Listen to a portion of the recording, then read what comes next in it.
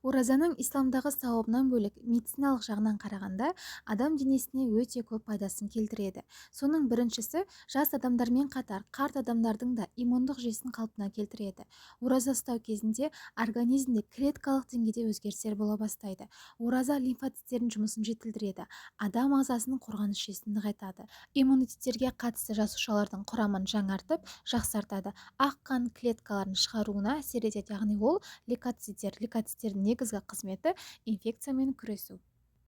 Ағзадағы жасушалар жаңарады. Қарын ашқан кезде ағзадағы әлсіз жасушалар өздігінен жойылады. Аштыққа қарсы тұру мақсатында адамның ішкі органдары белсенділікпен жұмыс жасап, өміршеңдігі күшейе түседі. Бұл ашығу процесі ағзада аутофагия деп аталады. Ол организмде ерте қартаюдан сақтайды. Үшіншіден, қан диабетіне қарсы иммунитетті оятады. Ораза кезінде ұйқы безі демалады. Ұйқы безі инсулин бөледі, яғни бір қызметі. Адам тамақ жеген кезде оның құрамындағы көмірсулар, тәтті нәрсенің барлығы тіндерге сіңу керек. Тіндерге сіңу үшін инсулин ол кілт сияқты ашып беретін зат. Сол кезде адам көп тамақ жейтін болса, тәтті нәрсе көп жейтін болса, олардың сіңуі үшін инсулинді көп бөлуге мәжбүр болады. Нәтижесінде осылай жылдан жылға ұйқы безі шаршап өз функциясын атқарудан қалады. Осылайша адам қант диабеті, яғни сахарный диабетке шалдығады.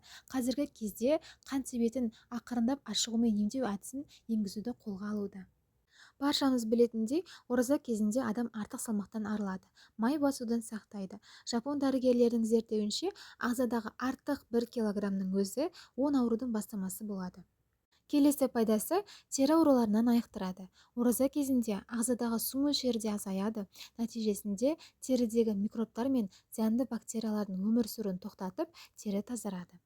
Қан қысымы қалыпқа келеді. Тамақтан тыйылған кезде ағза энергияны маймен қоса глюкозаны ыдыратудан да алады. Адреналин гормоны азайып, қан қысымы қалыпқа келеді. Тағамның құрамындағы тұз қан қысымын көтеретіндіктен тағамнан тыйылған кезде де осындай өз пайдасын тигізеді. Ораза ұстаған кезде жүрек жұмысы да жақсарады, әрі холестерин деңгейі төмендегендіктен қан қоюланудың алдын алады. Мидың қызметін жақсартады. Асқазан толы болған кезде адамның ұйқысы келіп, ойлау қабілеті төмендей бастайды. Адам көбінесе оқыған кезде болсын, басқа жұмыстармен айналысқан кезде болсын, ашыққан кезде миы қатты жұмыс істейтіні зерттеу жұмыстарында анықталған. Сонымен қатар асқазан ішек жолдары да тазарады.